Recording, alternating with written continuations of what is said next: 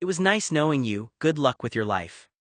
The 10 words Tate had left on a note taped to the Rambler's refrigerator punched a hole straight through Noah's chest.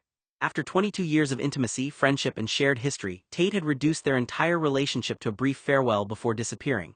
No explanation, no goodbye in person, just 10 words scribbled on a scrap of paper, as though everything they had been to each other could be erased that easily. Tate had slept curled up behind Noah the night before, holding him as if he never intended to let go. There had been no signs he was planning to leave, no growing distance, no pulling away, no cold silence, no passive-aggressive remarks, nothing.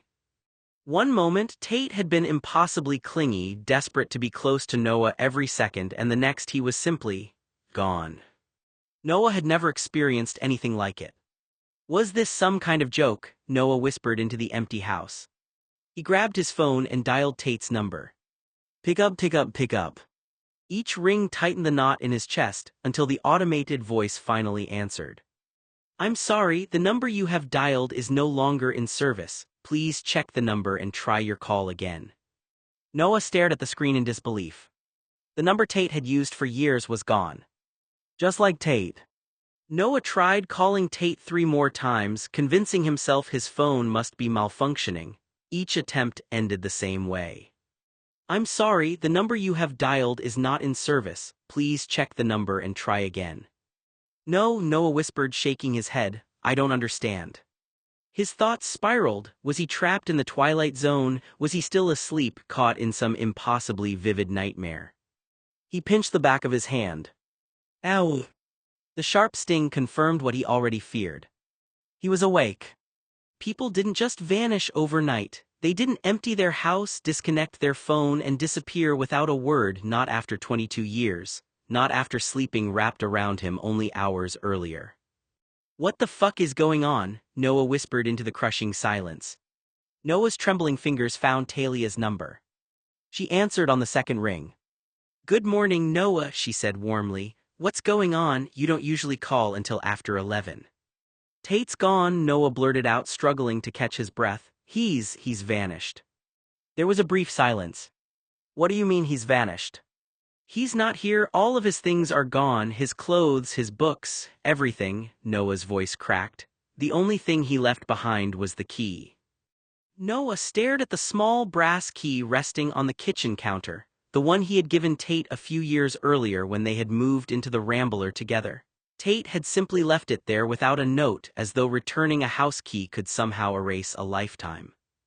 And when I called his phone, Noah continued, barely holding himself together, the number wasn't even in service.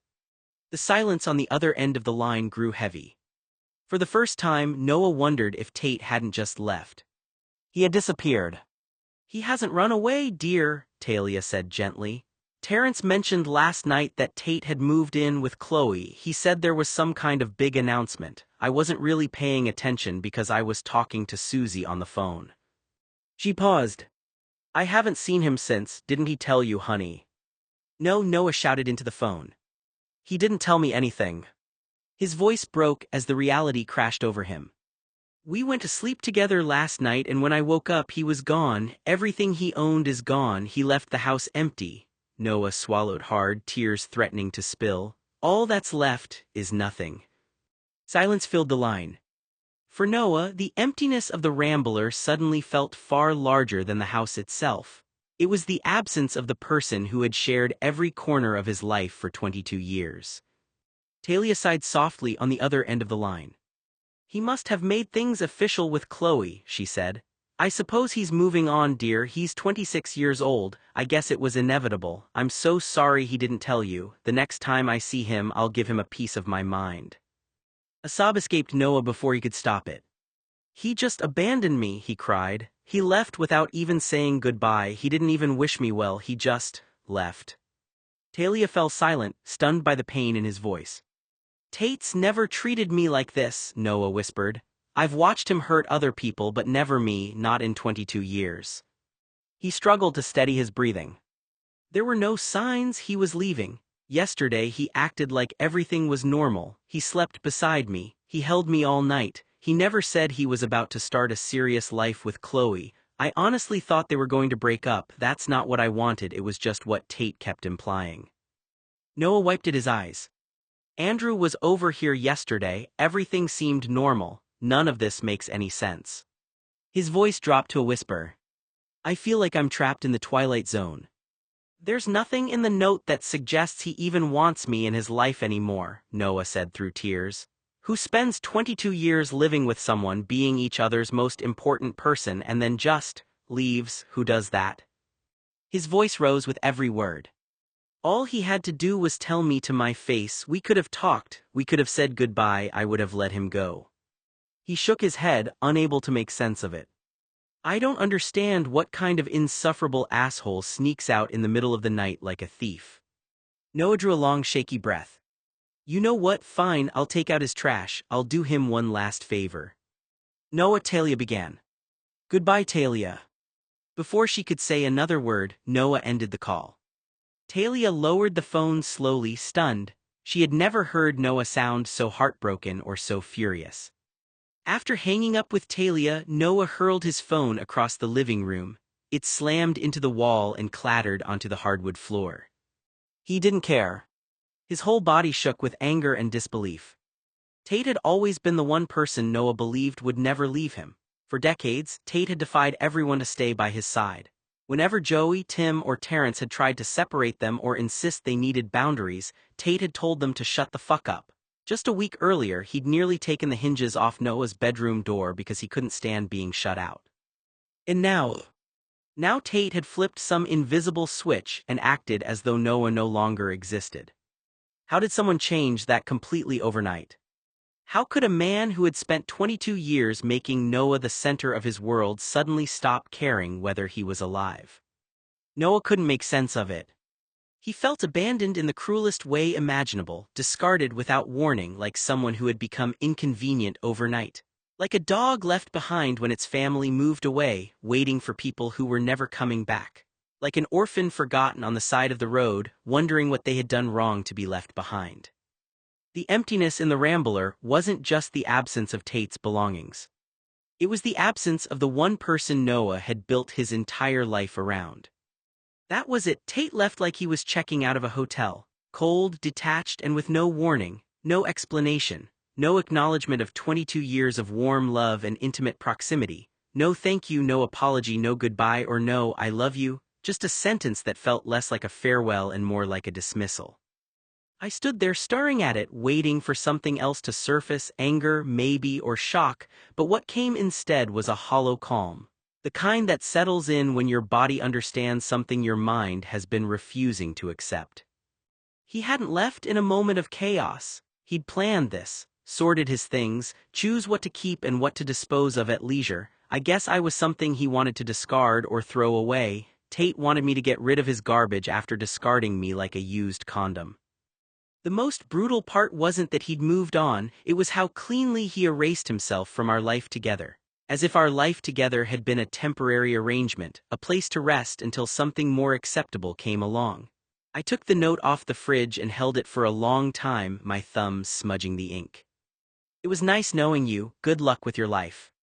As if mine had just begun, as if his hadn't been threaded through it since childhood, as if love, whatever shape ours had taken, could be folded up, boxed, and removed without leaving a mark. But the home still remembered him, the walls still knew his breathing, and I stood there surrounded by absence.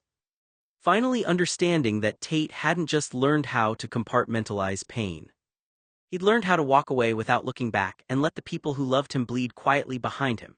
After reading his goodbye note, a note that mentioned no love, no grief, or no hesitation at leaving me, Tate had told me for years that he was the one who decided when he was done with our relationship with me and with everything that happened between us. I guess this was his way of telling me Tate had decided he no longer wanted me. Then Noah noticed something else. Partially hidden beneath the farewell note was a second piece of paper, folded into a small square. His heart lurched. With trembling fingers, he picked it up and carefully unfolded it. For one desperate moment, hope surged through him.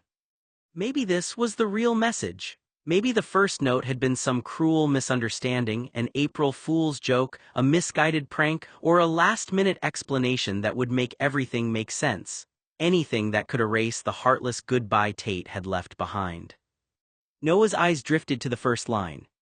The color drained from his face. His breathing stopped.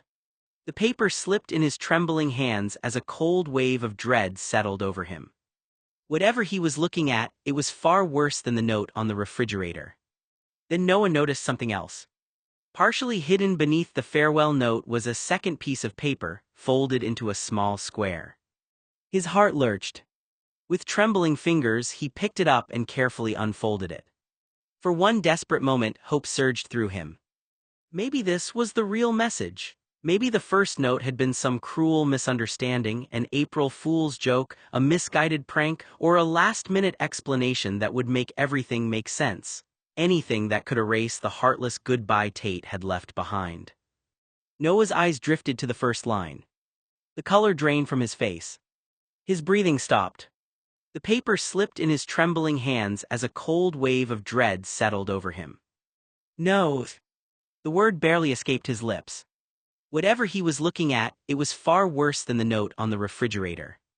I noticed the check. It was addressed to me. There was a smaller note wrapped around it. 5 words written without emotion, without explanation. This should cover my debt. My hand started shaking before I even saw the amount. $80 million. The check wasn't written by Tate. The issuer was Uncle Joey and the original recipient was Tate. Tate had signed over his inheritance check from his uncle to me while abandoning our life together. I knew immediately what it was. Tate had received this inheritance check after his uncle died 11 months ago, and now it was sitting in my kitchen like a receipt. What debt? The question hollowed me out. Was he paying for me, for 22 years of loyalty, for devotion without a name, for sleeping beside him, comforting him, grounding him, and loving him in silence? Was this Tate's way of compensating Noah for years of dedication and faithfulness, as if I had been an unpaid caretaker, a warm body, a service rendered while he figured out his real life? The realization made my stomach turn. This wasn't generosity. This was a settlement so Tate wouldn't feel guilty or feel anything really for leaving me. He wasn't saying thank you, he was saying we're even now. He was buying his way out so he'd never have to look back, never have to feel guilt, and never have to acknowledge what he took. I hadn't just been abandoned, I had been paid off by a rich asshole. I couldn't breathe. My stomach and throat felt like they were in the same position in my body. I quickly leaned over the kitchen counter and vomited on the floor. It came up violently, my body rejecting the thought before my mind could fully hold it, sick at the idea that he saw me, us, as a transaction. As if what we shared could be reduced to a ledger entry. As if I had been an escort he'd kept on retainer for decades, paid in touch, proximity, dependence, and now with one obscene check he was settling the bill. The nausea wasn't just physical, it was humiliation, rage, grief curdling into something poisonous. I gagged thinking that every night I'd held him, every breath I'd synchronized with his, every time my body had been a refuge for his fear and loneliness, he could reinterpret all of it as debt, something owed, something repayable, something disposable, money where love should have been. I dry heaved until my ribs hurt, until my throat burned, until I was shaking on the floor like my body was trying to purge 22 years of meaning from my bloodstream. Because if he could reduce us to a transaction, then it meant he never saw my devotion as human, only useful. And that realization was more violating than his absence. I slid down the fridge until I was sitting on the cold kitchen floor, my back pressed to the kitchen wall as it might anchor me. And then I wailed, not pretty crying, not quiet. It tore out of me raw, animalistic, and humiliating in its honesty. The kind of sound you make when something essential has been ripped out and your body hasn't learned how to survive without it yet. I had always known one of us would leave, but in every version of that future it was me. I was the one who would grow, who would want more, who would step away. I pictured myself doing the hard, necessary thing, turning around one last time while he stayed exactly where he'd always been. Not him, not Tate, not the boy who couldn't sleep unless he was near me, not the man who once acted like the space between us was unbearable. I remembered back to the years that Tate had broken through my door, climbed into my bed, or forced his presence on me at night, even though I secretly wanted him. I never dreamed the boy who was so devoted and physically clingy towards me could completely change and abandon us by paying me off and expecting Noah to take out Tate's garbage. I rocked on the floor, clutching the note like it might dissolve if I let go, sobbing because the story I'd told myself, about who we were, who needed whom, who would break first, had been wrong. He didn't just leave, he reversed the narrative. He made me the one left behind, the one waiting, the one holding the wreckage of a life that had never been given a name but had been everything all the same. I pressed my forehead to my knees and cried until my chest hurt, until my throat burned, until the house echoed with the sound of a future collapsing. I wasn't grieving a breakup, I was grieving a duo. A pair that had survived childhood, illness, distance, fear, denial, and still believed foolishly that it was unbreakable. I thought we were permanent. And sitting there on that kitchen floor, I finally understood the cruelest truth of all: he had always been capable of leaving. Tate only stayed, I imagined, because he hadn't found a substitute for me until now. He just waited until I was no longer necessary. I couldn't breathe. The air felt too thick, like it'd weight, like it was pressing against my chest instead of filling it. My hands shook so badly I couldn't get them to do what I wanted. Every breath came out wrong, too fast, too shallow, until my vision narrowed and the room tilted. I found a paper bag in the trash, crumpled and smelling faintly of groceries, and pressed it to my mouth as it could save me. I breathed into it desperately, gulps of air in and out, my body convinced I was dying even though my mind knew I wasn't. My heart slammed against my ribs, frantic and unforgiving. Then everything went gray. When I came to, I was still on the floor. My cheek was wet against the tile, my body folded in on itself like it had given up trying to hold me together. I sucked in air again, slower this time, shuddering breaths that hurt all the way down. And then I cried, not just tears, a river. It soaked my shirt, my hands, the floor beneath me. I cried until my face ached, until my eyes burned, until there was no dignity left to protect. The sound of it filled the apartment that still smelled like him, that still felt like ours even though he'd stripped it bare. The boy I worshipped, the man Tate Blue I'd loved for 22 years, the boy I devoted my body to, not for sex, not for validation, but for presence, for warmth, for belonging, he was gone, no explanation, no goodbye, just absence where devotion used to live. I wrapped my arms around myself because there was no one else to do it now, rocking on the floor like I used to rock him when he was breaking. The irony cut so deep it stole my breath again. I had given him my constancy, my body as shelter, my life was a fixed point he could orbit, and he left as if none of it had ever mattered. I cried for the years I couldn't get back. I'd been here 8 years after Emily visited my childhood home.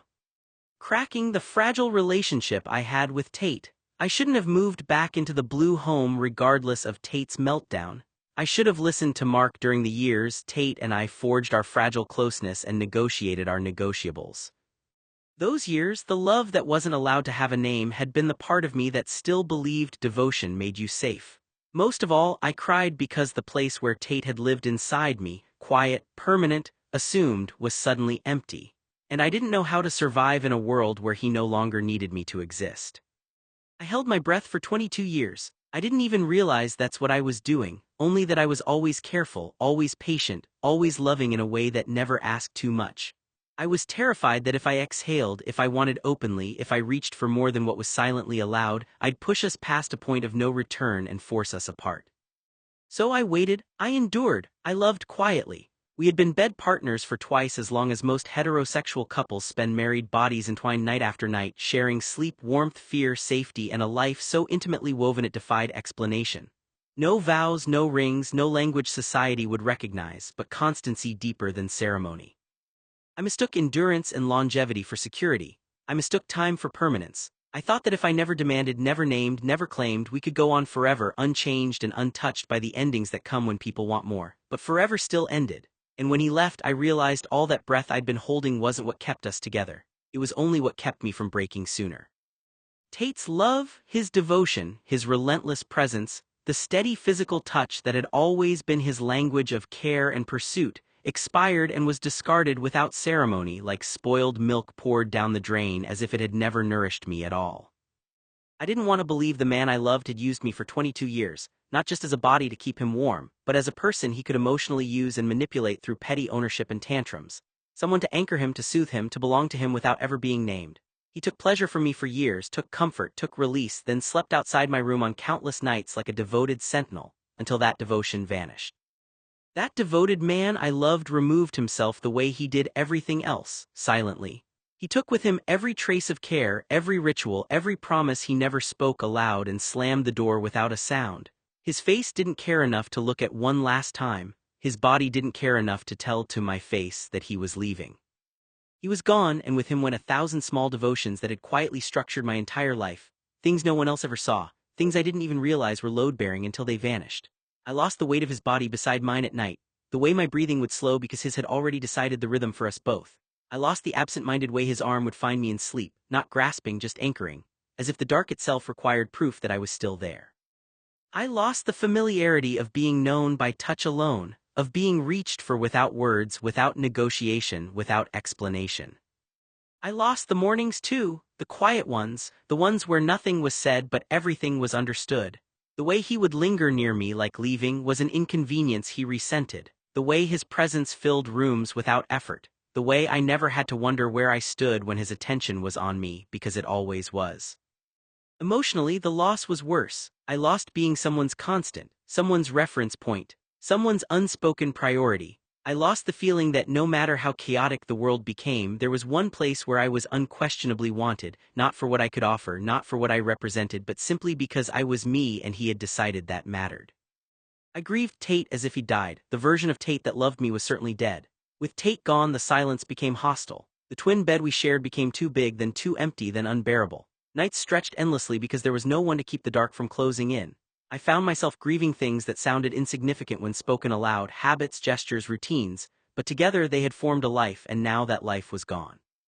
What hurt most was not just losing him, but losing the version of myself that existed only with him. The self who was chosen without being asked. The self who didn't have to earn closeness. The self who was held as if that holding was necessary for survival, his and mine, and now there was no one to remember that version of me, no one to mourn it but me. I missed where I used to rest my wanting on him, the geography of comfort I knew by heart. I missed my hand sliding into his hair at the crown, the place he leaned into without thinking, like gravity lived there. I missed his temples under my thumbs when he was quiet, the way his jaw would unclench if I stayed long enough. His shoulders always tight, always carrying something, how they softened when I pressed my palm between them and stayed. I missed the steady rise and fall of his chest beneath my cheek, the spot just left of center where his heartbeat felt loudest as if it wanted to be heard. I missed the warmth of his upper arms, solid and familiar, the way he used to hook one around me in sleep without waking. His forearms traced absent-mindedly while we talked, veins and scars I could map with my eyes closed. I missed the back of his neck, the small, vulnerable hollow there where my fingers lingered when he pretended not to notice.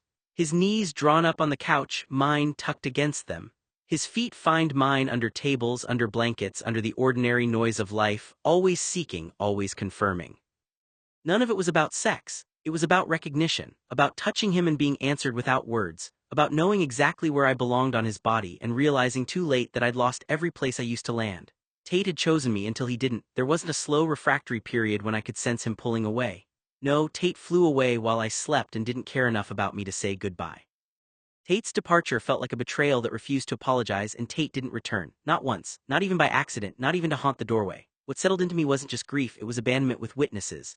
The kind where the world keeps spinning while you're left behind, staring at the wreckage, knowing the person who left is alive, choosing someone else, building something new on top of what you gave them. I wasn't mourning a death, I was mourning a defection. Jealousy gnawed at me in humiliating, relentless ways. I pictured him touching Chloe the way he used to touch me, not with desperation, not with clinging need, but with entitlement, with ease, with a future. He gave her what he swore he couldn't give anyone, what he insisted didn't exist in him, and the truth became unbearable. It wasn't that he couldn't, it was that he wouldn't for me. That was the infidelity that split me open, not sex, not even love, but replacement. I had been faithful in every way that mattered, emotionally, physically, existentially, while he quietly rehearsed a life where I didn't exist. He crossed into that life without a goodbye, without a conversation, without even the dignity of an explanation. 22 years, reduced to a note on a fridge, final, administrative, cold. Hope died slowly and then all at once. Every fantasy I'd held of reconciliation, of him waking up and realizing what he'd done, of a knock at the door fueled by regret, collapsed under the weight of his silence. Silence is not confusion, silence is a decision. And that's when the finality settled in. There would be no reckoning, no apology, no moment where he looked at me and saw what he destroyed. The chapter didn't close, it was ripped out, and the pages were thrown away like they never mattered. Whatever we were, whatever I was to him, had an ending that didn't include grief on his side. Only mine. I packed an overnight bag and left for the Hilton. I couldn't bear to stay in the house another minute. Every room reminded me of Tate. Every silence felt louder than the last. My phone buzzed constantly on the drive there. Call after call. Voicemail after voicemail. I ignored every one of them. I wanted to be alone. When someone has been abandoned and humiliated by the person they trusted most, the last thing they want is an audience. I couldn't face my friends, By now, they probably knew what Tate had done, and I couldn't bear the thought of the questions, the sympathetic looks, or the condolences. I didn't want anyone telling me they were sorry. I didn't want anyone trying to explain the unexplainable. I just wanted the world to leave me alone. Tate and I had met on the first day of preschool, September 4, 1972, during lunchtime. We had grown up side by side. We learned to read together, celebrated birthdays together, survived middle school and high school together, and eventually built a home together. For 22 years, Tate had been the one constant in my life, the person I believed would always be there.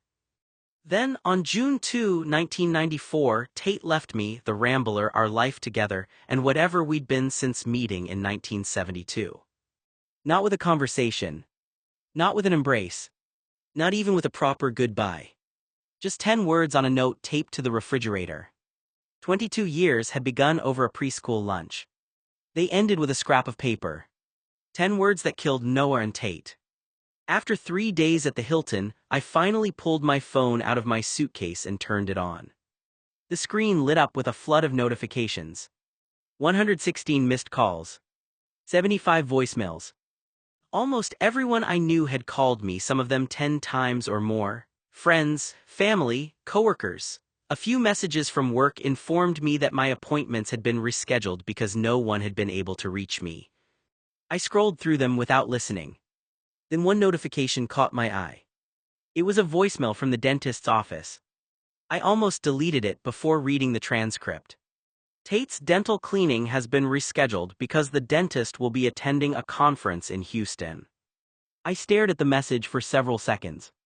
Even now, the world still assumed Tate would show up. His dentist expected him. His name was still on the appointment books. Meanwhile, I had no idea where he was. I wouldn't know what I would have done those first few days without Susie. She held me when I cried and couldn't sleep.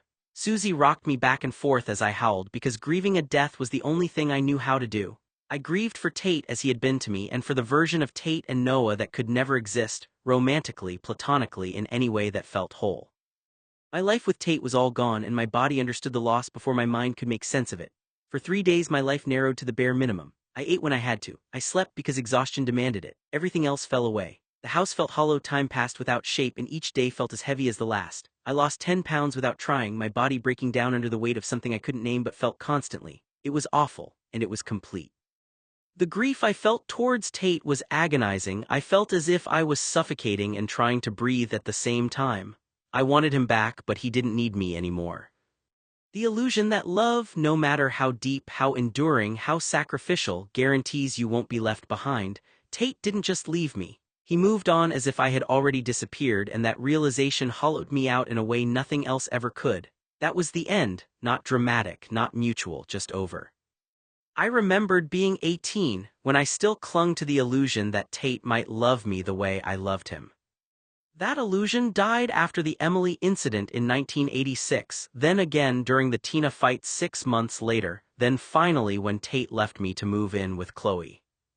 Before I left for Brown, I finally accepted that every romantic fantasy I'd ever built around Tate had been just that, a fantasy. It was never going to happen. I had spent my youth living in a fantasy dream which required me to be asleep for it to be real. I made peace with it. Or at least I thought I had. Now I realized something even worse. It wasn't just the romantic dreams that had died. Every dream I had about us as lifelong friends, as chosen family, as the two people who would always matter most to each other, those dreams were dead too. Tate was finished with me. He had abandoned me, and he hadn't even had the decency to tell me himself. I had learned he'd moved in with Chloe from his mother, not from him. That hurt more than I could put into words. For all intents and purposes, Tate was dead to me. In 3 days, I had learned the coldest lesson of my life. No matter what people say, no matter how tightly they hold you or how many promises they make with their actions, none of it guarantees they'll stay. None of it prevents them from walking away, lying, humiliating you, abandoning you, or treating you like someone who can be discarded without a second thought. That's what Tate had done. He had kicked me out of his life without warning, then left it to his mother to tell me where he'd gone. After 22 years, that was how our story ended. If Tate knew what was good for him, he'd stay gone. He'd stay dead to me. If he ever came back looking for forgiveness, an apology, or some pathetic justification for what he'd done, he'd regret reopening the wound he'd created. I had spent 3 days drowning in grief. If Tate walked back into my life expecting absolution, he would discover there wasn't any left to give. He had destroyed 22 years of trust with a single act of cowardice. If he stayed gone, eventually I'd move on. I'd build a life without him and let the bitterness fade with time. There would be no revenge, no confrontation, no desperate search for answers. But if he ever came back, God only knew what I'd do to that cowardly asshole bastard who abandoned me for convention and compulsory heterosexuality. Some doors once slammed shut were never meant to be opened again. I remembered the last conversation I ever had with my mother before I left for Brown. She had looked me in the eye and said, "Never trust a word that comes out of the mouth of a rich, privileged, heterosexual man." At the time I'd rolled my eyes. Then she'd added something else. "And don't judge them by what they say they feel. Don't even judge them by what they do for you. If someone wants to leave, they'll leave. Don't trust rich boys, they'll use you before they let you use them." For years, I dismissed her words as bitterness. Now, sitting alone in a hotel room, they echoed in my head with unbearable clarity. I was almost glad she wasn't alive to see this. She would have reminded me that she'd been right. Whatever Tate had felt for me, whatever we had shared over 22 years, it hadn't stopped him from walking away without a goodbye. It hadn't stopped him from treating me as though I were disposable, something to be thrown away and forgotten. That realization hurt more than anything else. Tate had confirmed the fear I'd carried my entire life. My father, my mother, Tate, and so many other people. In the end, it hadn't mattered what they had said or how they had acted. They were all gone. People always leave.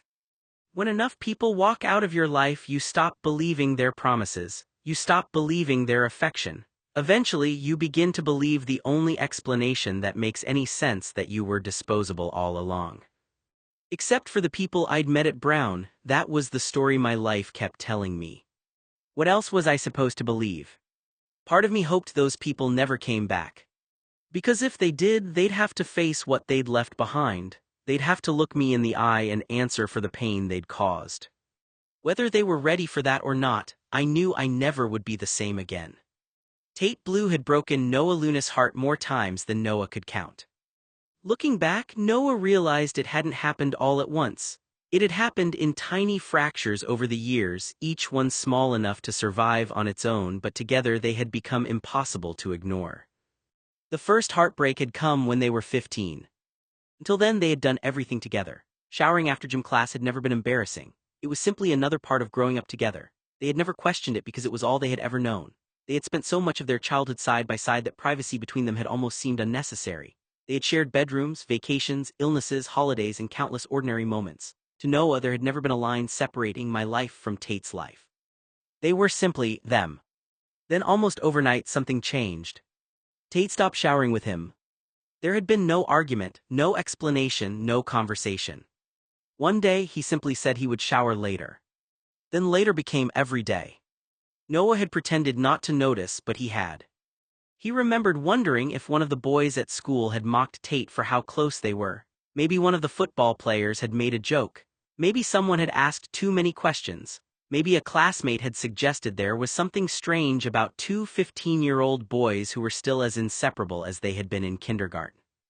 Whatever had happened, Noah had felt the shift immediately. It wasn't about the showers. It was about what they represented. For the first time in their lives, someone else had come between them. Years later came another heartbreak. Tate had started telling lies to the jocks and cheerleaders at school whenever they asked about Noah or about the two of them. Noah never understood why. When they were alone, lying in bed, talking late into the night, Tate insisted none of it was true. He claimed he had only said those things because it was easier than dealing with everyone's questions. Noah had wanted to believe him. He always wanted to believe him. Now, sitting alone in a hotel room years later, he wondered if he'd spent most of his life believing whatever version of Tate hurt the least. Noah believed 100% that Tate lied to him about the rumors. Tate had meant what he said to the cheerleader Madison and Greg, a jock in high school, then fibbed to Noah when Tate's rude words were discovered and revealed by Noah. Noah would never trust in Tate's consistency, loyalty, or undying love again. Tate was dead to him now. And what hurt almost as much was realizing that Noah and Tate were dead too. The two boys who had met at preschool. The teenagers everyone wondered about. The inseparable pair who had always found their way back to each other. They no longer existed. Noah had fallen out of love with Tate back in 1986, but some deeper part of him had never stopped believing they would always be family. That belief had survived every disappointment, every lie, every argument, every misunderstanding. Until now. Now it was gone. Whatever they had once been to each other had ended with 10 words on a refrigerator. Noah wasn't even sure he wanted anything to do with the Blue family anymore. His life was somewhere else now, with the friends he'd made at Brown, people who had chosen him without making him wonder where he stood. If he ever found himself in the same room as Tate again, at an art exhibition, a party, or by pure chance, he already knew what he would do. He would turn around. And he would leave. Some endings were too complete to survive another beginning. The invisible tether that had bound Noah and Tate together since the day they met in preschool had finally been cut. For 22 years Noah had felt it. No matter how far apart they were, no matter how many arguments they had survived or how many times life had pulled them in different directions, there had always been something connecting them. Now, it was gone. Tate had chosen to end it. As far as Noah was concerned, there was nothing left to mourn. He didn't want to cherish Tate's memory. He didn't want to romanticize what they had been. He didn't even want to wish him well anymore. Go to hell, Noah thought bitterly, good riddance. Still seething, Noah picked up the hotel phone and called a storage facility on the west side of town on Federal Avenue near I-10 and the Santa Monica Boulevard area. He rented a small storage unit, number 340, which cost him $700 a month. Everything that reminded him of Tate would go into it. On June 5, 3 days after leaving for the Hilton, Noah finally came home. He had spent those days trying to convince himself that he was ready. He wasn't. But he knew he couldn't hide forever. When he opened the door to the Rambler, the first thing he noticed was the silence. Everything that reminded him of Tate was gone. The movers from the storage company had come while he was away and removed the things Noah couldn't bear to look at anymore. The photographs, the keepsakes, the objects that carried pieces of a life he no longer recognized. Maybe he should have found somewhere else to go. No. He wasn't leaving. This was still his home.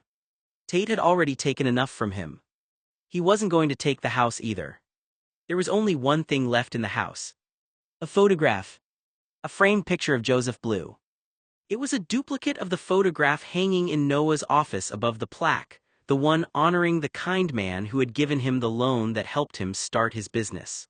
Joseph had been the person who seemed to care about Noah as deeply as Noah had cared about Tate. For years, that photograph had represented gratitude. Trust. A reminder that someone had believed in him. But now, standing alone in the empty Rambler, Noah looked at it differently. He saw what a mistake it had been to keep it on the wall. Because suddenly all he could see was Tate.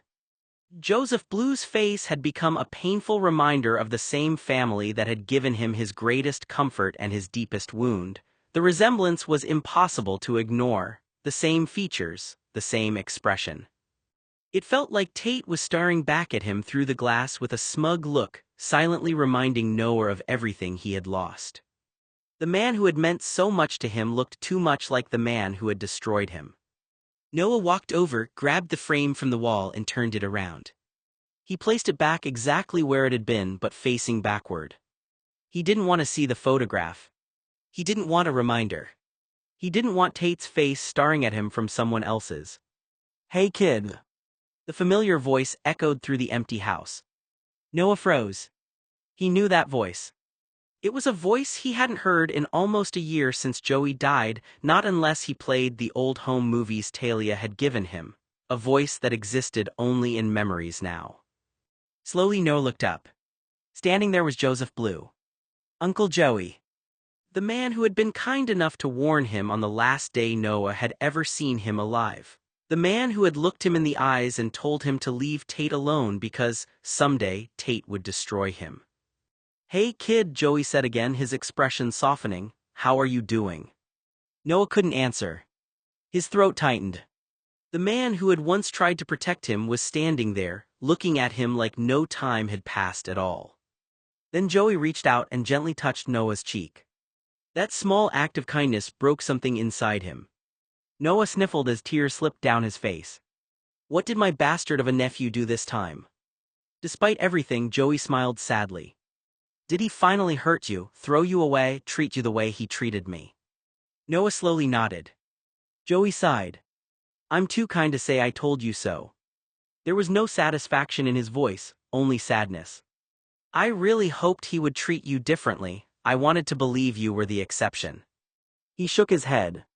But Tate doesn't change his spots. You can drag him to water, but you can't make him drink. Noah looked down, unable to stop crying. For years, he had wanted someone in the Blue family to acknowledge what Tate had done. To admit that he wasn't imagining the pain. Joey's voice softened. I'm probably the only person in the Blue family besides Talia who will ever say this to you. He paused. I'm sorry for what my good-for-nothing nephew did. Noah sniffled, more tears slipping down his face. Joey leaned closer, his expression softening. Hey, don't cry. His voice hardened slightly. That asshole doesn't deserve your tears. Noah looked at him, caught between grief and disbelief. If I were still alive, I'd march right over to Chloe's house and give my nephew a piece of my mind. A small, almost mischievous smile crossed Joey's face. Or worse. He paused. Of course, if you really wanted me to, I suppose I could still haunt him. Give me the word and I'll make sure Tate never gets a peaceful night's sleep again. Maybe give him a little taste of the fear and pain he spent years handing out to everyone else. Despite himself, Noah almost smiled. Joey reached over and gently ran his hand through Noah's hair. You always did look better with shorter hair, you know. Noah wiped his face. Joey shook his head. My nephew always had a thing for your longer hair. Of course, knowing Tate, it wasn't just a preference. He had a way of wanting everything exactly how he liked it. His expression grew serious. He was controlling, kid, and you let him walk all over you because you loved him. Noah looked away. Maybe now you'll finally see what I've been trying to tell you. My nephew is more damaged than most people could ever understand. The room fell quiet. Then Joey gently squeezed Noah's shoulder. It's okay to love someone even if he never pulls his head out of his ass. My mother always told me that a wise partner always marries the person who loves them more than a wise man loves them. I don't want you to sit in this empty house and let him take any more of your life. He looked him directly in the eyes. The best revenge isn't hurting him back, it's living. Joey smiled. Find someone who treats you the way you deserve, build a life, fall in love, get married if that's what you want. Wake up every morning and realize you don't need Tate Blue in your world anymore. He glanced around the empty Rambler. That's the one thing he can't take from you.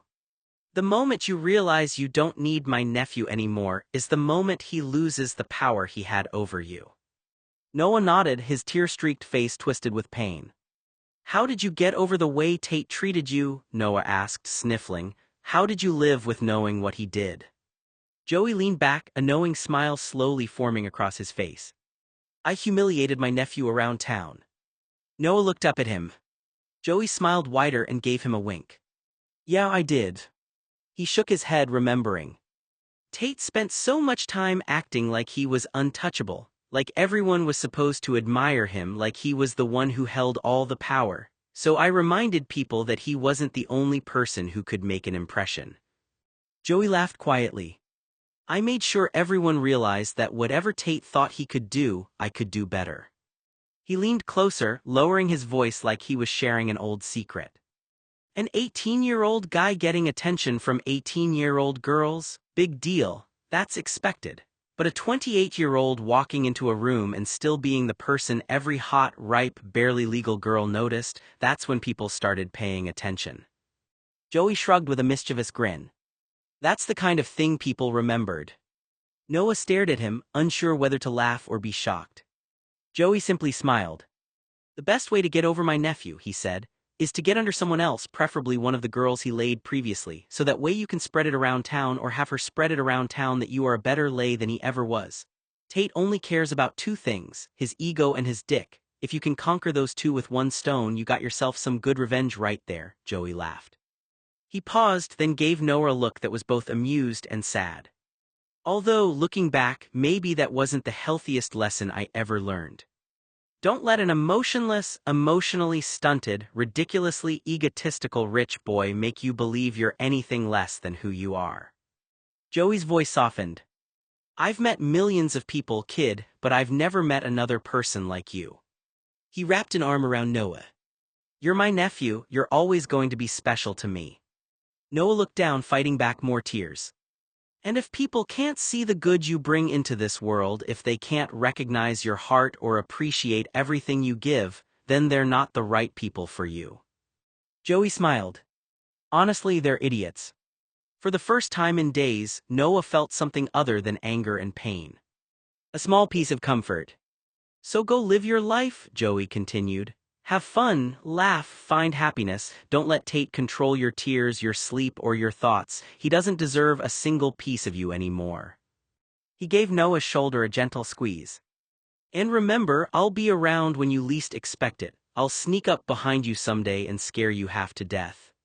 A playful grin crossed Joey's face. But that's our little secret. His expression became tender. Just remember one thing, kid, I love you. Noah's eyes filled again. You're always going to be my favorite. Then slowly, the warmth in the room began to fade. Joey's presence grew quieter, softer, until the figure standing in front of Noah disappeared completely. The Rambler was empty again. Noah stood there, tears slipping down his face. For a moment, he wished more than anything that Joey were still alive. Because in a world where everyone else had left, Uncle Joey had been the one person who had stayed. Noah made a decision. He would go shopping, he would replace what was gone, he would rebuild this place until it belonged to him again. He had just turned to make a list of what he needed when a sound stopped him. A knock echoed through the empty house. Noah froze. Someone was standing outside. Talia and I met at a small boutique family restaurant near my new home on June 6th. His mom and I met on neutral ground. I chose it on purpose. I didn't want history sitting between us like a third person at the table. Thank you for meeting me, Talia said as she hugged me, then sat down, fingers wrapped around her water as it anchored her. You look well, Noah smiled. She swallowed. I'm glad you're happy, dear. Talia's eyes dropped to the table. I'm so sorry, Noah, my son is the worst sometimes. Thank you, I said. Let's not talk about the past but focus on our amazing futures. Talia exhaled, something like relief passing through her. I'm proud of the man you've become. I leaned back in my chair, the restaurant hum filling the space between us. I love my new house, it's the same Rambler, but I have plans to redesign everything. It's a work in progress. I'd love to see it sometime, she asked. I'd like to keep my former and present lives separate, I clarify. She nodded. Talia steered carefully around the obvious absence between us, choosing safer ground.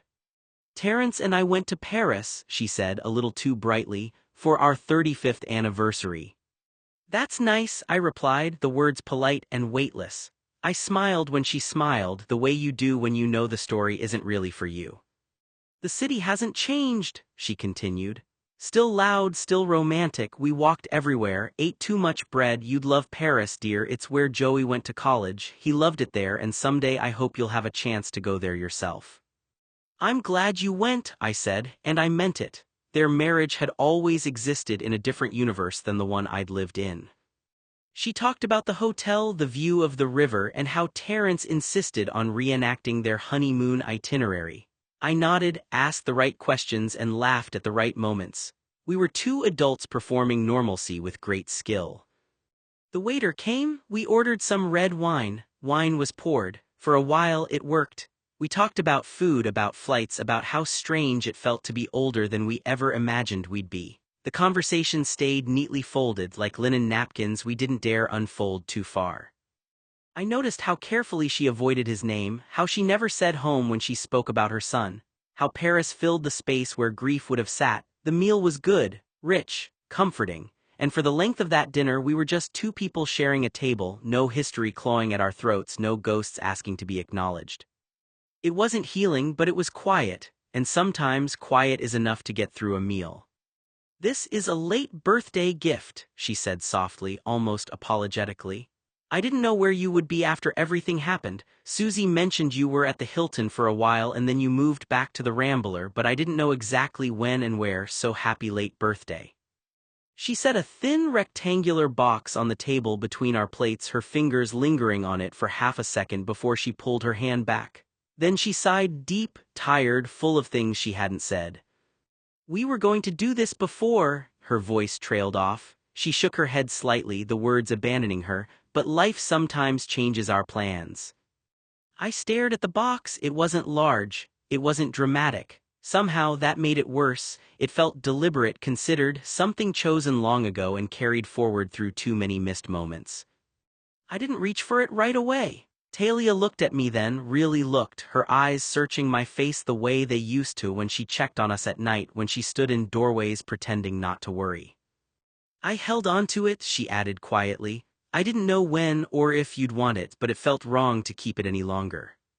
The clink of cutlery and low hum of the restaurant continued around us, indifferent to the weight pressing down on my chest. The box sat there, patient, waiting, like everything else in my life that had survived him. I swallowed. "Thank you," I said, though my voice sounded distant to my own ears. She nodded once, relieved and sad all at the same time.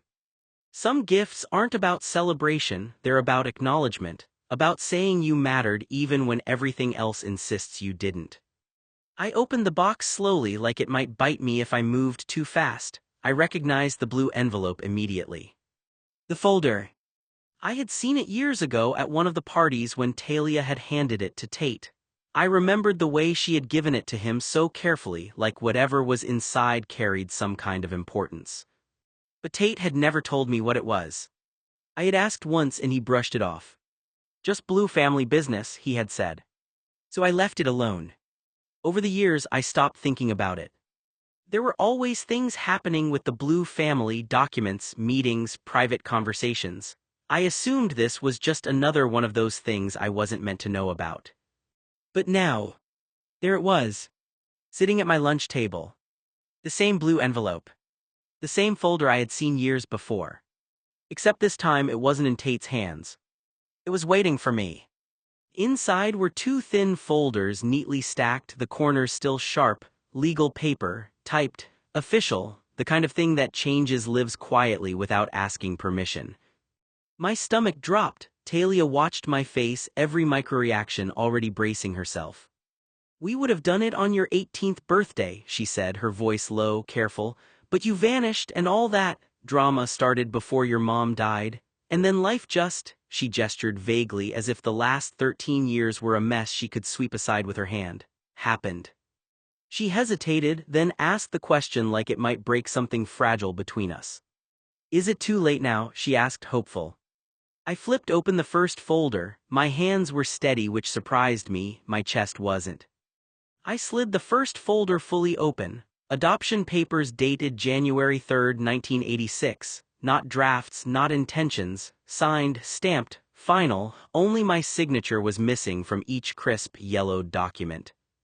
A judge's name sat at the bottom of the parchment like a quiet god who had once said yes to a life I never got to live. Behind it, almost shyly tucked in, was a name change form. My breath hitched. I flipped to the second folder with hands that finally started to shake. A notarized will, beneficiary forms, a trust plan laid out with the kind of care only people who expect to die someday bother with. This wasn't symbolic, this was irrevocable. Talia's voice cracked as she spoke. "I was serious all those years ago when I called you my son," she said, wiping a tear from the corner of her eye, embarrassed but unashamed. "Terrence was too. We talked about it for months before we did any of this." I stared at the papers, the ink blurring. "We wanted you to have our last name," she continued softly. "Or you could hyphenate Blue and Lunas together, whatever made you feel whole, whatever felt like yours." My throat closed, I couldn't speak. She pressed on gently, like she knew silence was the only thing keeping me upright. Terrence and I added you to my will that same year, she said. You'll get half, same as Tate. Even though Tate will receive 100% of the inheritance from the Blue estate, the money I brought into my marriage which I inherited on my 21st birthday will be divided equally between both of my sons. That did it, not the money, not the legality, the equivalence. His name, I laughed once, sharp, broken, and then my face collapsed into my hands. All those years, I whispered, voice muffled, I was already yours. I know, she said immediately, that's why it mattered. I looked up at her, eyes burning. Why didn't you tell me? I asked, not angry, just aching. Why didn't you say something when everything started to unravel? Talia's mouth trembled. Would these documents have changed anything that happened between you and my son? She asked. No, I said. What happened between Tate and me had nothing to do with you or Terrence, I clarify. I was afraid, she admitted. Afraid it would make things worse, afraid Tate would see it as us choosing you over him. She swallowed hard. We thought you'd think we were trying to replace something you didn't want replaced. I shook my head slowly. You weren't replacing anything, I said. You were offering me a life raft I didn't know existed. She reached across the table again, this time firmer, like she was done asking permission. You were never temporary, she said. Not to us, not to Tate, not ever. I stared down at the adoption papers again. A version of me at 18 flickered in my mind, confused, loyal to a fault, clinging to a boy who couldn't name what he felt but wouldn't let me leave. That boy could have had parents who said, stay, a name that anchored him, a future that didn't hinge on someone else's ability to love. My voice came out small. If this had happened, back then, I said, I don't think I would have survived losing him the way I did last week. Talia nodded, tears finally falling freely. I know, she said, and I'm so sorry, Tate's an ass. We sat there in the quiet aftermath of truth, papers between us like a parallel universe that almost happened. Not a replacement for what I lost, but proof that, even then, someone had seen me clearly and said, you belong. When she said Tate, my body reacted before my mind could catch up. My chest seized, sharp, instinctive, like a bruise pressed without warning. My jaw locked. I felt heat crawl up my neck and into my face, not anger exactly, not grief either, but that old, humiliating reflex, the way his name still knew where to touch me. My fingers curled into the edge of the table as if I needed something solid to keep from tipping backward into years I'd buried on purpose. For a split second, I hated myself for it. I hated that his name still had weight, that it could still rearrange my breathing. That even now, after the money, after the note, after the abandonment, it could summon the ghost of a boy who once slept wrapped around me like I was oxygen. I swallowed hard and forced my shoulders to relax. I told Talia about the note and the check. She was astonished and rightly mad. He's a cold-hearted, cruel bastard. Leaving you without a word is just cowardly, she rebuked the memory of Tate. He doesn't get to own my nervous system anymore, I said quietly, more to myself than to her. Talia watched me with the careful stillness of someone witnessing a wound reopen, not poking, not retreating, just staying present. And in that moment I realized something unsettling and grounding all at once. Hearing Tate's name still hurt, but it no longer decided who I was. I've put my life back together and I'm doing well. I've met a few new people, perhaps a date or two in the past week. I didn't fall apart or stop living, I explain. He's an asshole, Talia shook her head. He's done what he's always done, I explain. He's selfish, entitled, thoughtless, mean, cruel, and heartless. He's done me a favor by leaving me. I'm glad Susie was there, Talia sighed. She's always been so good to you since Brown. Yeah, it's ironic that my most faithful friend now is a girl. I so much wanted it to be Tate. Is it too late? She said, reaching across the table, her hand hovering before it settled over mine, careful, hopeful, afraid of the answer. I looked down at where our fingers touched. Her hand was warm, steady, everything Tate's hadn't been at the end. Yes, I said, it's too late for me to be a Blue. While Tate lives, I don't want any legal or spiritual link between him and me. The word came out clean, final. It surprised even me. I wasn't grieving anymore. I was sad, but that was an emotion I kept hidden away from everyone who would worry if they saw how sad I really was. She inhaled sharply like she'd been bracing for a blow she still couldn't soften. Her thumb tightened once around my knuckles, a reflex of love that had nowhere to land. I hoped it wasn't too late. I would have given it to you at Brown, but Tate. My heart dropped to my stomach, dreading what truth Talia had just revealed. I still think about it sometimes, she said suddenly, not quite looking at him. Noah glanced up. About what? She paused too long. The papers Tate promised me. He told you during your sophomore year at Brown about the adoption, she said. He didn't, I explained. Her fork stilled. Oh, she said quietly. The air changed. The room seemed to tilt subtly as something foundational had shifted beneath him. His hands were cold now. He folded them together in his lap to keep them from shaking.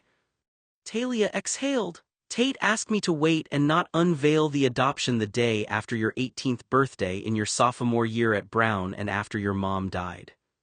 The words landed heavier than Noah expected, not sharp, not explosive, just dense, like they sank straight through him. Why, he asked. She hesitated. He said you and he was having issues, that it wasn't the right time, that making something permanent could complicate things between you. Noah stared at her in shock. I believed him, Talia added quickly. He sounded protective, concerned. Noah swallowed. How many times did he stop you? She met his eyes, several, 3 over the years. The word echoed in his head, hollow and relentless. Every birthday after 18 replayed itself in his mind. Every holiday he'd felt both included and strangely separate. Every moment he'd told himself not to want more, not to ask, not to hope. He never told me, Noah said. I remembered once or twice in bed asking Tate if I was his family or even a brother. Tate had reacted as though the idea was disgusting. Now I knew that Tate never wanted me as his family or as a brother. No wonder he had stopped the adoption. Talia's face crumpled. Why would Tate lie or hide it from you? Noah shook his head slowly. Tate never saw me as an equal. Silence stretched between them, thick and unbearable. Noah let out a short, humorless breath. I was ready, he said. I was always ready. I know, Talia whispered. The realization settled in with brutal clarity. Tate hadn't been unsure. Tate hadn't been confused. Tate had been controlling the outcome. Tate had played his mom and me to stop the adoption for his own personal reasons. Tate stalled the adoption because he didn't see me as permanent. He didn't want me to be adopted, Noah said. That's not how he put it. But that's what it means, Noah said, voice steady despite the fracture running through him. He didn't want me to belong, not in a way that couldn't be undone. Talia reached across the table instinctively, then stopped when Noah didn't move to meet her. I waited, Noah continued. I thought maybe you didn't want me like that I was enough to stay but not enough to be chosen. Talia's eyes filled. I'm so sorry. Tate assured me he told you when you were 19. He promised that if you were interested in pursuing adoption you would reach out to us, but when you didn't, I thought you had made your decision. He told me that you didn't want to join the Blues, you just wanted to be the last branch of the Lunas family. Noah nodded once. He believed her. That somehow made it worse. He left me a note, Noah said. The day he abandoned me, he wrote. It was nice knowing you. Good luck with your life. Talia's hand flew to her mouth. Oh, Noah. Tate didn't say we had issues, Noah went on. He didn't say he needed time, he just exited like he'd already decided I didn't get a say. The pattern crystallized painfully. Tate decided when Noah stayed. Tate decided when Noah waited. Tate decided when Noah didn't belong. I thought he loved you, not romantically but platonically, ever since your first night in our house, Talia said softly. Noah met her gaze. He loved having me, he replied. That's different. The truth of it hurt in a clean, irreversible way. I would have signed, Noah said. Every time I would have chosen you, chosen this family. I just didn't know I was being prevented from doing that. Talia reached for his hand again, and this time he let her. I never wanted to hurt you, she said. I know, Noah replied, and he understood, but knowing didn't change what had been taken from him. The nausea Noah felt came fast and absolute. No warning, no dignity. Noah shoved his chair back and bent forward, the sound harsh and involuntary, his body rejecting the room, the food, the truth all at once. It was violent but brief, his system revolting against something it could not absorb. Talia was on her feet instantly, calling his name, panic breaking through her composure. Someone reached for water, someone else apologized over and over. Noah barely heard any of it. When it passed, he stayed bent forward, shaking, one hand braced against the table, breath shallow and raw. "I'm sorry," Talia said desperately. "I shouldn't have brought those papers, I thought." Noah straightened slowly. His face was pale, his eyes glassy, but something inside him had gone very still. Dinner ended quietly, too quietly. Noah thanked her, gathered his coat, and accepted a hug that felt like apology and grief tangled together. Talia hovered a few steps away, hands clasped together like she was holding herself upright. She looked smaller than she had at the table, the certainty she usually carried stripped away by what she'd revealed. "Noah," she said softly, "please don't leave like this." The silence that followed wasn't angry, it wasn't dramatic, it was heavy, the kind that acknowledges timing as the cruelest force of all, not intent, not love, timing. "I needed those papers then," I continued quietly. "When I was 18, when I was 20, when I was lying on the floor convinced that I was disposable, when I still believed being chosen could save me." My throat burned, but I didn't cry. I was past tears for this chapter. "I can't let myself want it now," I said, "because wanting it now would mean reopening something I finally sealed just to survive." Talia nodded slowly, tears slipping free despite her composure. She didn't argue, she didn't try to convince me, she just squeezed my hand once more, an acknowledgement, not a demand. "I understand," she said, though her voice broke on the last word. And for the first time in a long time, I knew it was true. Some doors don't close because there wasn't love behind them. They close because opening them again would cost too much of what it took years to rebuild. "I was stupid for so many years. Does he know you're here with me doing this, changing the will?" I asked. My voice was steady, but only because I'd learned how to lock everything down. Talia didn't hesitate. She met my eyes directly, the way she always did when the truth mattered. "Yes," she said, "I met with him the day before he left you. He went over the paperwork himself." My chest tightened anyway. "He consented to everything," she continued. "Every page, every clause. We wouldn't do any edits to our will or add anyone into our family without his consent." There it was, of course, there it was. "So he knew," I said quietly. "He knew you were doing this for me but still left." "Yes." "And he was fine with it." She nodded. "He didn't argue, he didn't ask questions, he said it was your right. Your right, not you matter, not you belong, just procedural approval, clean, bloodless." I let out a breath that scraped on the way up. Talia exhaled slowly like she'd been holding this sentence for years. "We talked with him," she said, "before your 18th birthday and again after. He consented to everything both times." My jaw tightened, but I didn't interrupt. "If you hadn't run out of your party so soon," she continued, eyes dropping to the table, "we were going to announce it publicly at midnight. The adoption, the name change, all of it." Midnight, 30 minutes before midnight, I found Tate upstairs fucking Emily. I felt something twist, sharp, ugly. "But by then," she said quietly, "you were gone, and Tate thought—" She trailed off, then forced herself to finish. "He thought you'd left for good." I let out a hollow laugh that didn't sound like it belonged to me. "So instead of asking," I said, "instead of coming after me, instead of calling or searching, he just decided that was it." Talia's voice broke. "Tate searched for you, but he said your indifference later made him believe you were done with all of us." "No," I corrected softly, "he believed what was easiest for him." She flinched but didn't disagree. "I didn't know," she whispered. "I thought you'd come back, I thought you always would." "I did too," I said. "That was my mistake." I stared at my hands, suddenly aware of how long they'd been empty. "All it would have taken," I added, barely above a whisper, "was him choosing me once, just once, instead of letting me disappear. He never chose me," I said, my voice cracking despite myself. "He chose what made him feel safe." Talia reached for me again, but I pulled my hand back, pressing it flat against the table like I needed the pressure to stay upright. "At no point," I went on, hollow and shaking, "did I want your name or your money or a place in your will." I swallowed hard. "Your son paid me for our closeness. Literally paid me last week before he abandoned us with a check. And you know what?" A bitter laugh escaped. "I kind of admire the thinking behind it. That's what I was to him. A service, comfort on demand." Her face drained of color. "Noah. You can tell that bastard from me," I cut in, the words sharp, final. "Tell him I don't spare him anything, not forgiveness, not nostalgia, not even a thought or memory." I leaned back, exhaustion washing over the anger like a tide after a storm. He doesn't get to live in my head anymore, I said quietly. He doesn't get any version of us, not the good nights, not the bad ones, not a single moment of my attention. He used me and I was the idiot who let him. My mom was right about rich pricks like him who use poor boys like me for an ego stroke. Talia's eyes filled, but she nodded slowly like she understood this wasn't cruelty, it was survival.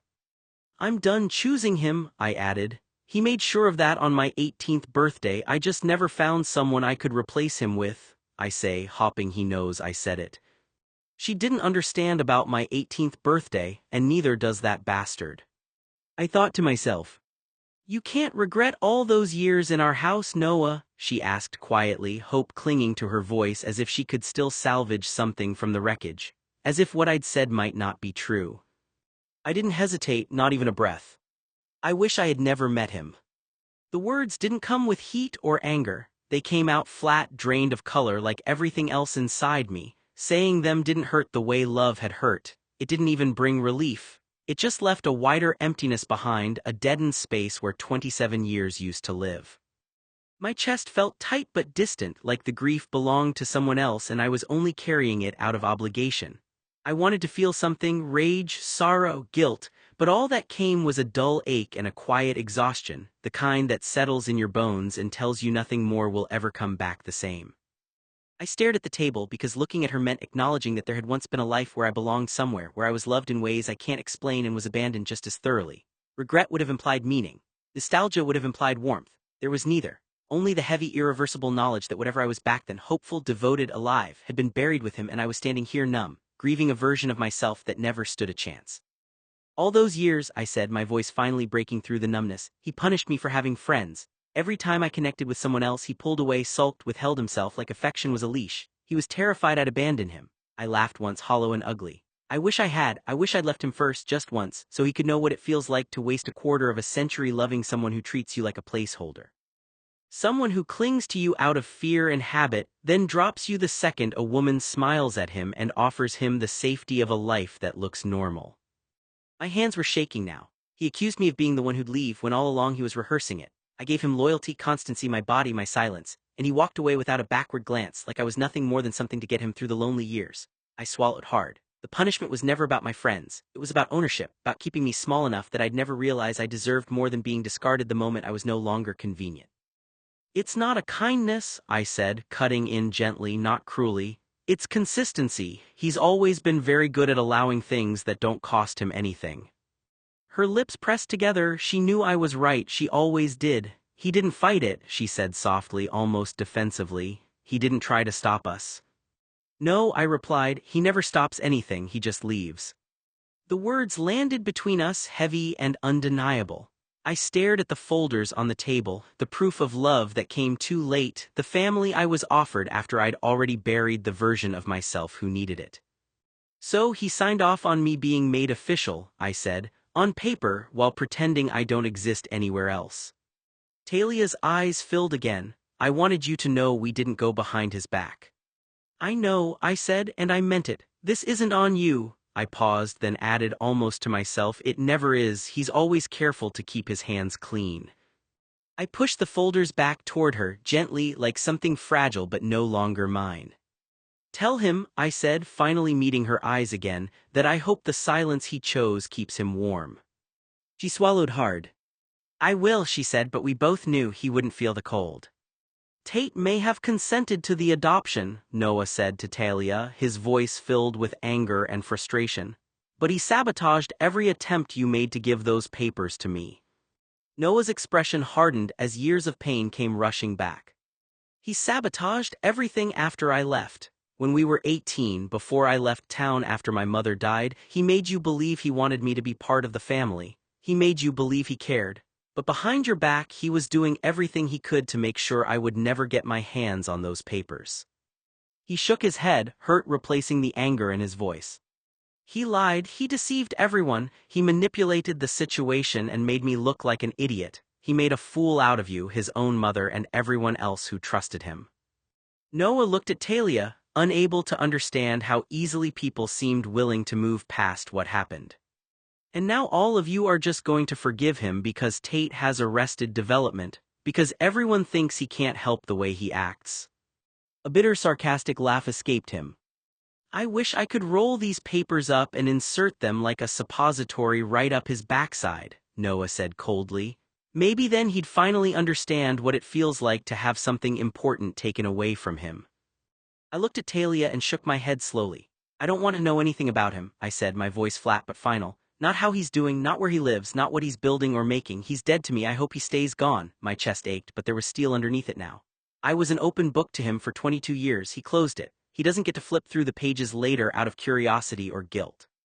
I'm not his responsibility, his secret, or his unfinished business anymore. I exhaled shakily. He chose a life without me. He doesn't get updates on the life he abandoned. I never want to hear his name ever again while I'm alive. If he's attending a family dinner or event, I won't attend. The Blues can celebrate whatever they want without me because I'm not a member of their family. I'm not his family. I'm no one's family. I'm an orphan. He saw to it that I'll always be an orphan because of your awful son. Talia reached for her napkin and dabbed at her eyes. I understand if you don't want our name or a place in the will, her voice wavered, but I won't remove you from it. I won't erase our love for you, she sniffled, trying to steady herself. I nodded, numb but certain. Then give my share to Susie, I said. She was a faithful friend. She showed up. She stayed. My voice didn't break this time. If anyone deserves what you're offering, it's her. I don't hate you, I said quietly. This ending our drama, the split, was never about anyone but him, never about me. I swallowed, my chest tight but steady. I won't take your name. I don't want any tether to him now or in the future. I won't attend any Blue Will readings, family funerals, parties, weddings, or births. I'm done with his family. She nodded, understanding settling over her face like a gentle resignation. There was sadness there, yes, but no argument, just acceptance. If you and Terrence want to meet up with me every quarter here or in any restaurant, I added after a beat, surprising myself with how certain I sounded. I'd like that. Her eyes softened. I'd like that too, she said, and for the first time in a long while the room didn't feel like it was closing in on me. Did he agree to both documents out of courtesy, I asked, my voice barely holding together, or apathy? I wasn't sure I wanted the answer, only that the not knowing felt heavier than the truth ever could. She hesitated, eyes dropping to the table, fingers tightening around her glass. He didn't say, she replied softly. And somehow that silence, no reason, no hesitation, no feeling strong enough to name, hurt more than any excuse ever could. I have 3 things for you, I said, reaching into my bag and setting it gently on the table between us. Talia looked down at it, cautious now, like she sensed the weight of what I was about to hand over. There are 2 letters, I continued. One for you, one for Terrence. Once you read the letter addressed to you, please don't say a word to Tate. I paused, then added more carefully, and the clothing box is for him. Her breath caught just slightly. I didn't write the letters lightly, I said. They aren't explanations or apologies, they're a thank you for what you gave me, for what you tried to do when you thought it might still matter. She nodded, eyes glossy, already grieving whatever was sealed inside those envelopes.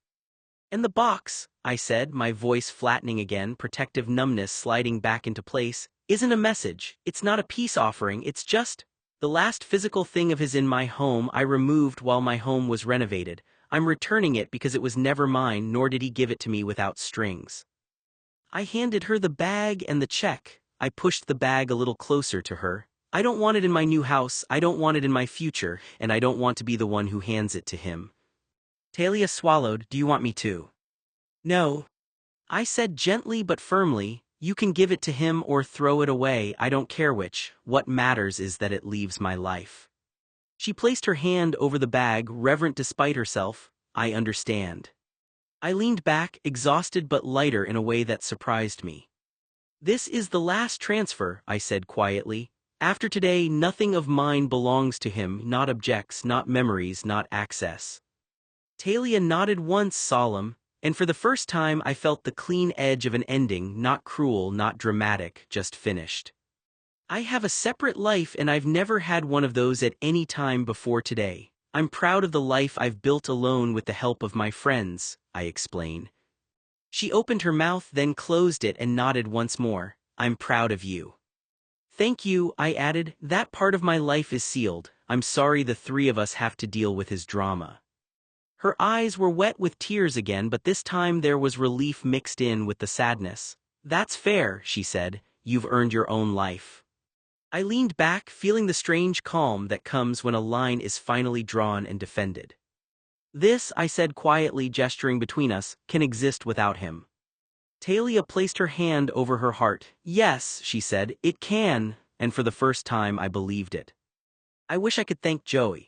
I'll be able to live off the money from Joey's check for the rest of my life without any financial problems. If Joey were still alive, I would have liked to have a relationship with him too. It's a pity he's gone. He was such a nice man and a good father figure to me. I'll make him proud with the money he indirectly left me. Perhaps it's a blessing that Joey isn't here because he doesn't have to see the monster his nephew became." "Joey loved you," Talia sniffled. "He always said how lucky we were that you followed Tate home. I hope I'm not overstepping my bounds," she said quietly, almost apologetic, "but this is for you." She set a green envelope on the table. I didn't need to ask who it was from. The color alone told me. My stomach tightened, a reflex I hadn't fully unlearned yet. I shook my head immediately. "I don't want it." She hesitated, hand still hovering near the envelope, like she might pull it back if I insisted hard enough. "I really don't," I repeated, firmer this time. I pushed my chair back a few centimeters, barely noticeable but deliberate. Distance, boundary, my body was making the decision before my words softened it. "That," I said, nodding once toward the envelope without looking at it, "is exactly what I meant." Talia swallowed. She didn't argue, she didn't explain. She slowly slid the envelope back toward herself as if it burned. "I understand," she said. "I'm not being dramatic," I added, my voice calm, almost tired. I can't afford contact anymore, even indirect, even sealed in paper. Whatever's in there doesn't belong to me." Talia nodded, eyes wet but respectful. "He wanted you to have it, put it away or throw it in the trash. It's your choice. I don't want you to wonder years from now if there was anything unsaid." "Thank you," I said, "but no." And I meant it. The envelope was pushed back closer to her plate. The space it had occupied felt cleaner immediately, like air rushing back into a room that had been holding its breath.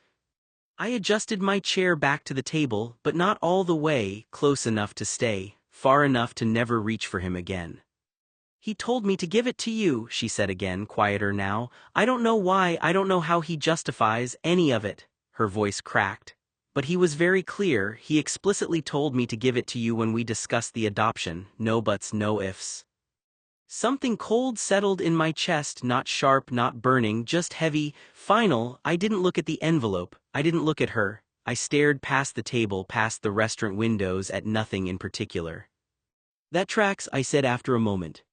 She frowned. "What do you mean?" "He's still deciding things for me," I replied. My voice surprised even me with how steady it was. "Still assigning meaning, still controlling the last move. He doesn't get that privilege anymore." She wiped at her eyes. "I don't think he meant to hurt you." I let out a short, humorless breath. Intent stopped mattering a long time ago. Silence stretched between us. Cutlery clinked somewhere nearby. Life, apparently, was continuing. Rage finally broke through the numbness, hot and unfiltered. My hands are trembling now, no longer pretending they were steady. "He doesn't get any closure from me. Not now, not ever." I pushed my chair back harder than necessary. "I'm not going to accept a sorry excuse for an apology written on expensive green paper so he can absolve his conscience and sleep at night with someone else." The words poured out, years of restraint snapping clean in half. "He doesn't get to cleanse himself with stationery and silence. He doesn't get to rewrite what he did into something softer, something forgivable, something neat. He abandoned me, he erased me. He treated 22 years like a debt to be settled instead of a life shared between equals who loved and respected each other." My chest burned, my voice cracked, but I didn't stop. Talia nodded slowly, absorbing every word Noah had said, but Noah wasn't finished. "The only time Tate ever protected me was when we were kids and there were bullies at school," Noah said, his voice shaking with years of anger and hurt. "That was the one time he stood up for me. After that, he spent the rest of our lives tearing me down emotionally." He looked directly at Talia, refusing to let her excuse what happened. "I'm not going to give your son any reason to believe what he did to me was okay, because it wasn't, it never was, and it never will be." Noah's jaw tightened as the pain behind his words became impossible to hide. You can forgive him if you want, you can explain it away however you need to, but I won't. I won't pretend that the damage he caused doesn't matter just because he's your son. He turned away, his voice cold and final. He can go to hell. Your son never loved me, Noah said, his voice low but filled with years of pain, not in any shape or form. He looked at Talia, his expression a mixture of anger and heartbreak. For years, I convinced myself that Tate wanted to give me the things I needed. I thought he cared, I thought he was making sacrifices because he loved me, but I was wrong. Noah swallowed hard. The truth is, the only reason I ever got what I wanted was that it was exactly what he wanted too. The moment I wanted something that didn't fit with what Tate wanted, I would have been out the door faster than garbage left on the curb. A bitter, humorless laugh escaped him. Which is ironic because the only thing he left behind when he walked out a few days ago was exactly that, his trash. I was the one who had to take it out, Talia. Talia flinched at the words. He never thought about my comforts, he never thought about what I needed, he used me. Noah's voice grew sharper. People keep talking about the times Tate protected me, but he only protected me from bullies at school. That was it. Outside of that, he never protected me, he never stepped in when it mattered. His eyes narrowed as the memories came rushing back. Tate would never take a punishment for me, he would never sacrifice his own comfort to stand between me and danger. He would never put himself in harm's way for me. Noah shook his head. Why would he? Your son was the danger. That letter isn't for me, it's for him so he can tell himself he tried, so he can pretend he was kind, so he can lie beside her and believe he's not the villain in this story. I shook my head, disgust curling in my stomach. I won't help him sleep, I won't help him heal, I won't help him feel like a decent man. I swallowed hard, the anger sharpening into something colder, more resolved. He made his choice when he walked out without a goodbye, without a hug, without even the dignity of telling me to my face. He doesn't get my forgiveness, my attention, or my pain packaged neatly so he can move on lighter. I looked at the table, at the space where the envelope sat untouched. He can carry it, I said quietly. All of it, the guilt, the shame, the unanswered words, that's his now, not mine.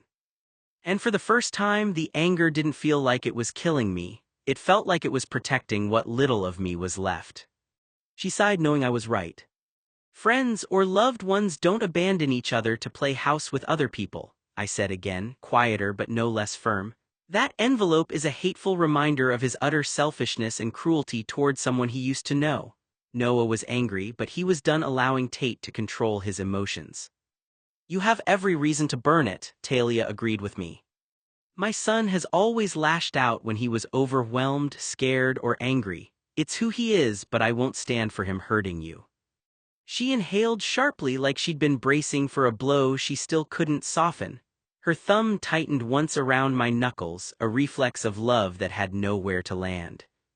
I'm not on his side, dear, she said quickly, standing and leaning in to kiss my cheek. The gesture was maternal, grounding, nothing like his touch had ever been. I'm doing this for you, not him. I stiffened but didn't pull away. Don't ever tell him, she added in a low voice almost conspiratorial, but I'm closer to you, even though we're not blood family. Her eyes shone. I loved you, I love you, she said simply. I always have, and I can feel it in my gut that this letter might help. I let out a short, bitter scoff, resentment flaring hot and immediate. Help him, you mean? The words were sharp, unfair maybe, but honest. I couldn't stop them. She didn't recoil, she didn't defend him, she just looked at me with that same steady sadness. I know why you'd think that, she said softly. Because everything he does is about him, I shot back. Every gesture, every apology, every so-called attempt at closure, it's always about easing his conscience, not repairing the damage. My voice dropped. I'm tired of being the tool he uses to feel like a decent person. She nodded, absorbing the blow without flinching. I'm not asking you to forgive him, she said. And I'm not asking you to read it, I just didn't want you to wonder someday if there was something left unsaid and it haunts you. I looked away, jaw tight, anger and grief grinding together inside my chest. He turned back to her, his face was pale, exhausted but steady, too steady. I need you to understand something, Noah said. Because if I don't say it out loud, you'll think this is just shock or embarrassment, or something that passes. Talia nodded, eyes glassy. Okay. I'm done with Tate, that asshole can replace me and forget I existed. I've already replaced him with someone else. I met a friend, his name is Brian, and he's great, Noah said. The words didn't rise, they didn't shake, they landed cleanly. Talia inhaled sharply. You don't mean that. I do, he said, in every way. She took a step toward him. He loves you. Noah's mouth twitched, not a smile, something closer to grief. Tate Blue isn't capable of unconditional love without strings or manipulations, he said again. He loved knowing I was there when he needed me. He loved that I waited, that I stayed available, that I didn't belong anywhere he couldn't undo. That's not fair. No, Noah said gently. What isn't fair is stopping someone from being adopted and never telling them. What isn't forgivable is deciding someone's place in your life without letting them consent. Talia's voice broke. He was afraid. Noah nodded once. I know I won't excuse or explain away his selfishness anymore. He adjusted his grip on his coat. But fear doesn't excuse control. Silence stretched between them. I spent my whole adult life thinking I wasn't chosen because I wasn't enough, Noah said. I built myself smaller around that belief. I stayed, I waited, I forgave things I shouldn't have. Talia's tears fell freely now. And now I know, Noah continued, that I wasn't chosen because he needed the option to leave. He met her eyes. I won't be someone's option ever again. She covered her mouth, shaking her head. If he knew you felt this way. He does, Noah said quietly. He just doesn't know that this time, I mean it. He reached for the door, then paused. I love you, he said to her. That part doesn't change. Talia nodded, unable to speak. But Tate doesn't get access to me anymore, Noah finished. Not my body, not my loyalty, not my future. There's nothing left, I said. Whatever mattered between us died when he left without looking back. She rested her hand briefly over my heart, light as a promise. Then keep it sealed, she whispered, if that's what loving yourself looks like now. I didn't answer. Keep it, I'd shove it up his butt. I'll pay the lunch bill up front before I leave. Give me 5 minutes, Noah explained. Noah returned to the table 8 minutes later. He folded his wallet and slipped it into his back pocket. There's one thing I want to say, he added. You were always good to me. I should have seen the red flags with Tate. Maybe I did, but I ignored them. Now that I'm not overwhelmed by him anymore, I see him for what he really is. He can't help being straight, but he doesn't have to be the toxic stereotype he chose to be. The cheerleaders in high school were right about him. Uncle Joey was right. Even Wayne was right. He's cold, emotionless, and he uses people. I was just too stupid, too naive, too trusting to leave before he hurt me. I'll never make that mistake again. For the first time, my anger wasn't aimed at defending myself from him. It was guarding what little piece I'd carved out of the wreckage, and I wasn't about to give that up for anyone's absolution. Talia walked out of the restaurant clutching the folders to her chest, tears slipping freely now that she was alone. They weren't loud, dramatic sobs, just the quiet, steady grief of a dream finally laid to rest. For decades she had carried the image of making her second son official, protected, legally and publicly woven into the Blue family. That future dissolved with every step she took down the sidewalk. She had wanted to give Noah a name, a shield, a certainty the world could never take from him. Timing had stolen that chance, and love, however real, had arrived too late to save him from what he endured. She couldn't prove it, but her senses believed that Tate didn't want Noah to have the Blue name. She had only noticed right before Noah's 18th when she had told Tate her plans to adopt his companion. Tate was an amazingly good actor, but she thought her eyes had seen a look of shock and disgust for a second before it vanished. Tate had excused himself to go to the bathroom, and she never saw that look again.